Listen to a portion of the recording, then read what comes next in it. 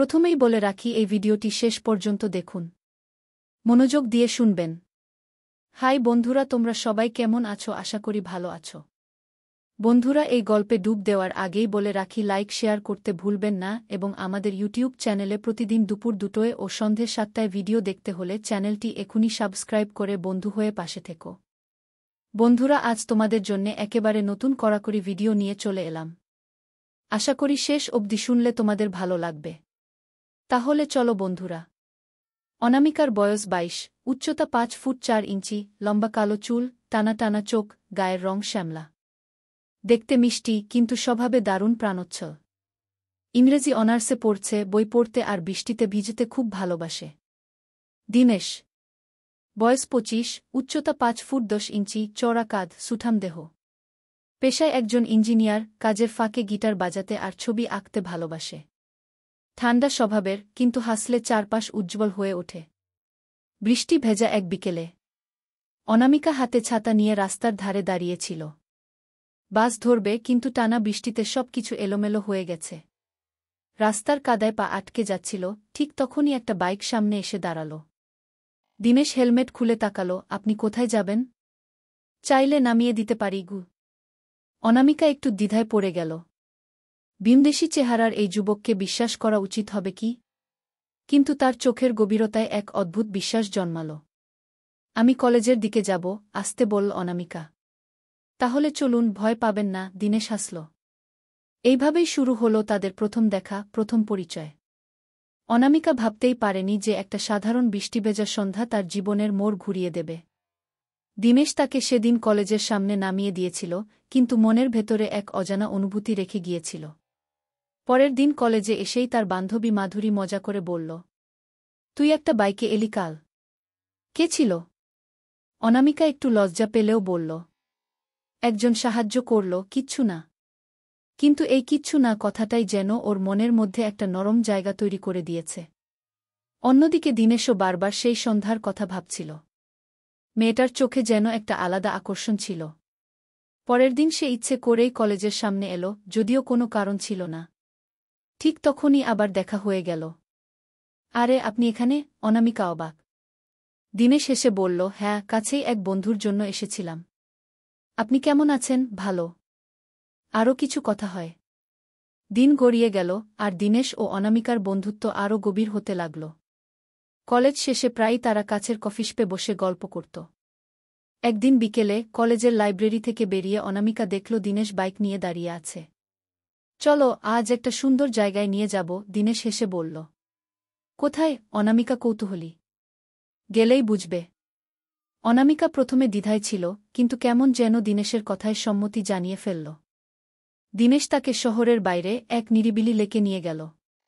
সূর্য তখন ধীরে ধীরে অস্ত যাচ্ছে, আর চারপাশটা যেন এক অন্যরকম আবেশে ভরে উঠেছে। এটা আমার প্রিয় জায়গা, দিনেশ বলল। সত্যি সুন্দর। অনামিকা মুগ্ধ হয়ে চারপাশ দেখছিল। হাওয়ার হালকা শীতল স্পর্শে তার চুল উড়ছিল, আর সেটা দেখে দিনেশ মুগ্ধ হয়ে তাকিয়ে রইল। হঠাৎ অনামিকা অনুভব করল দিনেশ খুব কাছাকাছি চলে এসেছে। তার শ্বাসের উষ্ণতা যেন বাতাসেও ছড়িয়ে পড়ছে। তোমাকে প্রথম দিন দেখেই কিছু অনুভব করেছিলাম, দিনেশ আস্তে বলল। অনামিকা কিছু বলল না, শুধু চোখ নামিয়ে ফেলল। কিন্তু তার হৃদস্পন্দন যেন বেড়ে যাচ্ছে। দিনেশ ধীরে ধীরে অনামিকার হাত ধরল। তুমি কি অনুভব করো না, আমাদের মধ্যে কিছু একটা আছে? অনামিকা ধীরে ধীরে তার চোখ তুলে তাকালো দিনেশের দিকে।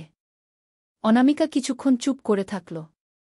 দিনেশের হাতের উষ্ণতা সে স্পষ্টই অনুভব করছিল, কিন্তু তার ভেতরে যেন এক ধরনের টানাপোড়েন শুরু হল। আমি জানি না, অনামিকা আস্তে করে বলল। দিনেশ তার চোখের দিকে তাকিয়ে বলল, তাহলে জানার চেষ্টা করো, অনামিকা। আমি তোমার পাশে থাকব।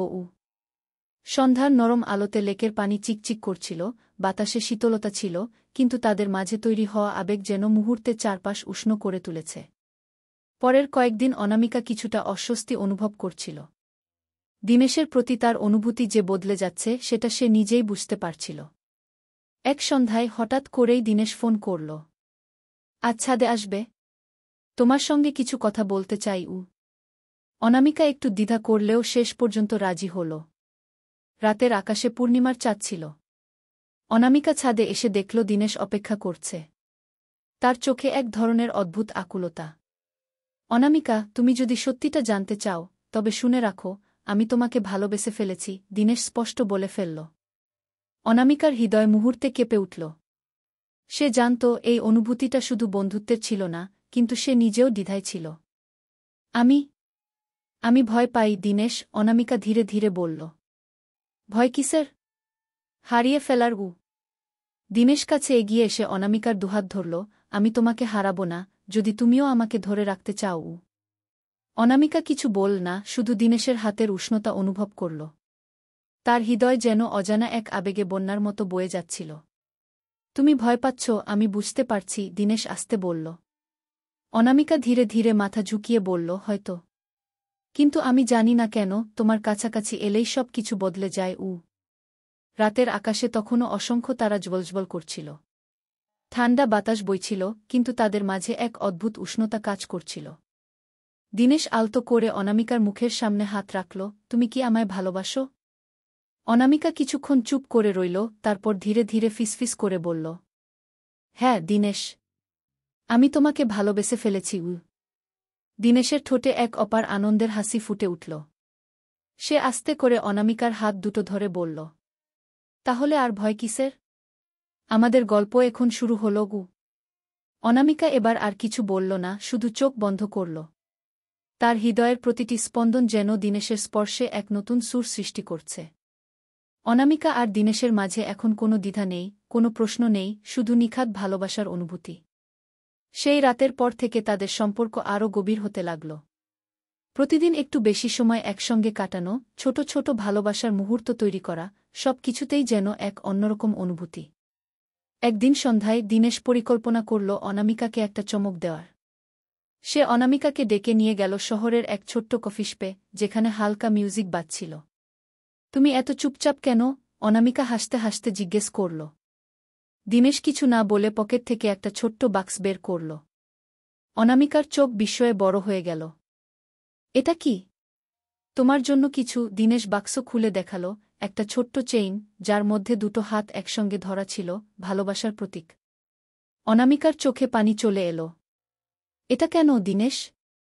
কারণ আমি চাই তুমি সবসময় এটা দেখে মনে রাখো যে আমরা একে অপরের জন্য। অনামিকা আবেগে আপ্লুত হয়ে গেল। সে কিছু বলল না, শুধু ধীরে ধীরে হাত বাড়িয়ে দিল দিনেশের দিকে।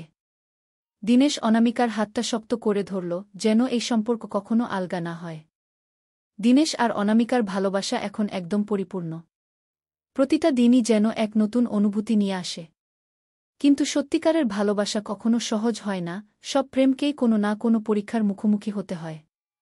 সেদিন ছিল এক সাধারণ দুপুর। অনামিকা আর দিনেশ পার্কে বসে গল্প করছিল। হঠাৎ অনামিকার ফোন বেজে উঠল।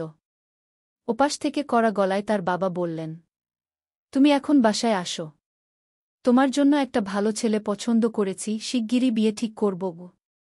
অনামিকার বুক কেঁপে উঠল। ফোনটা কানে লাগানো থাকলেও সে যেন আর কিছু শুনতে পারছিল না।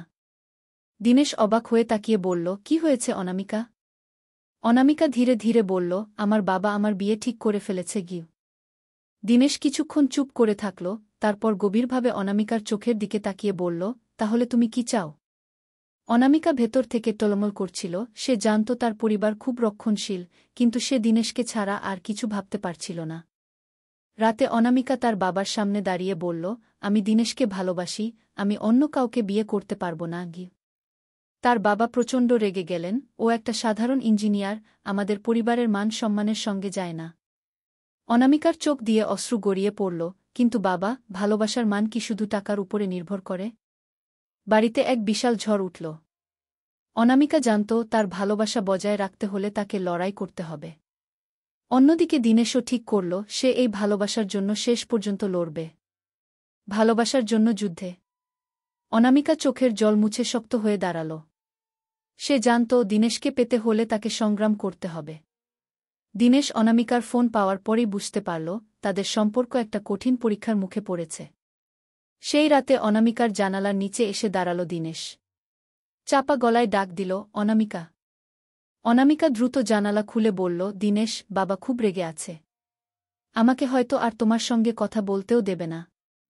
দীনেশ মৃদু হেসে বলল, আমি তোমার হাত ছাড়ব না, অনামিকা। সমাজ বা পরিবার যাই বলুক, আমি লড়ব তোমার জন্যে। অনামিকার চোখে জল চলে এল। কিন্তু কিভাবে? দীনেশ কণ্ঠে বলল, আমাদের ভালোবাসার প্রমাণ দিতে হবে, তোমার পরিবারকে বিশ্বাস করাতে হবে যে আমি তোমার জন্য যোগ্য। পরের দিন অনামিকার বাবা তার জন্য পছন্দ করা ছেলের পরিবারকে দেখতে যেতে বললেন। কিন্তু অনামিকা দৃঢ় কণ্ঠে বলে দিল, আমি অন্য কাউকে বিয়ে করব না। তার বাবা রেগে উঠে বললেন, তাহলে দীনেশ যদি সত্যি তোমাকে ভালোবাসে, সে যেন প্রমাণ করে যে সে তোমার যোগ্য। এই চ্যালেঞ্জ শুনে দীনেশ পিছু হটল না। সে প্রতিজ্ঞা করল, সমাজের চোখে সে প্রতিষ্ঠিত হবে, এমন কিছু করবে যাতে অনামিকার বাবা গর্ব নিয়ে বলতে পারেন, সে আমার জামাই।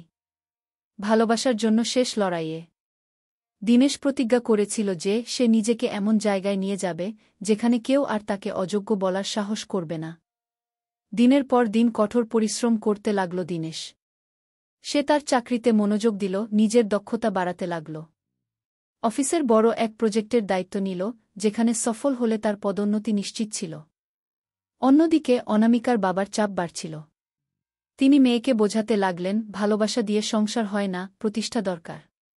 কিন্তু অনামিকা অটল ছিল, সে জানত দীনেশ একদিন তার যোগ্যতা প্রমাণ করবে। দীনেশের কোম্পানি তাকে বিদেশে পাঠানোর প্রস্তাব দিল। এটা তার ক্যারিয়ারের জন্য বড় সুযোগ, কিন্তু এর মানে 6 মাস অনামিকা থেকে দূরে থাকা। দীনেশ দ্বিধায় পড়ে গেল। অনামিকার কাছে এলে সে বলল, আমি যদি চলে যাই, তুমি কি অপেক্ষা করবে? অনামিকা হাসল, ভালোবাসা যদি সত্য হয় তাহলে কয়েক মাসের দূরত্ব কিছুই না। তুমি যাও, সাফল্য অর্জন করো। দীনেশ অনামিকাকে শক্ত করে জড়িয়ে ধরল, তাহলে অপেক্ষা করো, আমি ফিরে এসে তোমার বাবার সামনে মাথা উঁচু করে দাঁড়াব। দীনেশ বিদেশে চলে গেল। এদিকে অনামিকা প্রতিদিন তার অপেক্ষায় থাকত। 6 মাসের দূরত্বে তাদের ভালোবাসা আরও গভীর হল। দীনেশ কঠোর পরিশ্রম করে বিদেশে সফলতা অর্জন করল, পদোন্নতি পেল, নিজের একটা স্বপ্নের কোম্পানি শুরু করল। এবার সে ফিরে আসবে শুধু অনামিকার জন্য। 6 মাস পর দীনেশ আজ দেশে ফিরছে। প্লেন থেকে নামার পর তার মনে একটাই চিন্তা, অনামিকা কেমন আছে? সে কি সত্যিই অপেক্ষা করেছে? এই 6 মাস অনামিকার জন্য সহজ ছিল না। তার বাবা বারবার অন্য জায়গায় বিয়ের প্রস্তাব পাঠাচ্ছিলেন, কিন্তু অনামিকা প্রতিবারই অসম্মতি জানিয়ে দিয়েছিল। তার মা একদিন বলেছিলেন, দীনেশ যদি ফিরে না আসে, যদি তোমার জন্য লড়াই না করে? অনামিকা দৃঢ় কণ্ঠে বলেছিল, আমি ওর ভালোবাসায় বিশ্বাস করি, ও আসবেই।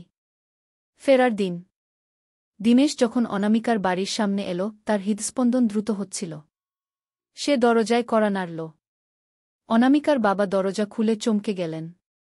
দীনেশকে স্যুট টাই পরা, আত্মবিশ্বাসী একজন সফল মানুষ হিসেবে দেখে তিনি কিছুক্ষণ চুপ করে রইলেন। আমি আপনার মেয়েকে ভালোবাসি, স্যার। আজ আমি প্রমাণ দিতে এসেছি যে আমি তার যোগ্য। আমার নিজের কোম্পানি আছে, আমি প্রতিষ্ঠিত। এখন বলুন, আমি কি আপনার মেয়েকে বিয়ে করতে পারি? অনামিকার বাবা কিছুক্ষণ চুপ করে থেকে বললেন, তুমি সত্যিই বদলে গেছ দীনেশ। আমি তোমাকে ভুল বুঝেছিলাম। তুমি আমার মেয়ের ভালোবাসার যোগ্য। অনামিকা দরজার আড়াল থেকে দাঁড়িয়ে সব শুনছিল। চোখে জল চলে এলো তার। সে ছুটে এসে দীনেশের সামনে দাঁড়িয়ে বলল, আমি জানতাম তুমি ফিরবে। দীনেশ হাসল, তারপর আস্তে করে বলল, এখন আর কোনো বাধা নেই। 1 মাস পর অনামিকা আর দীনেশের বিয়ে হল।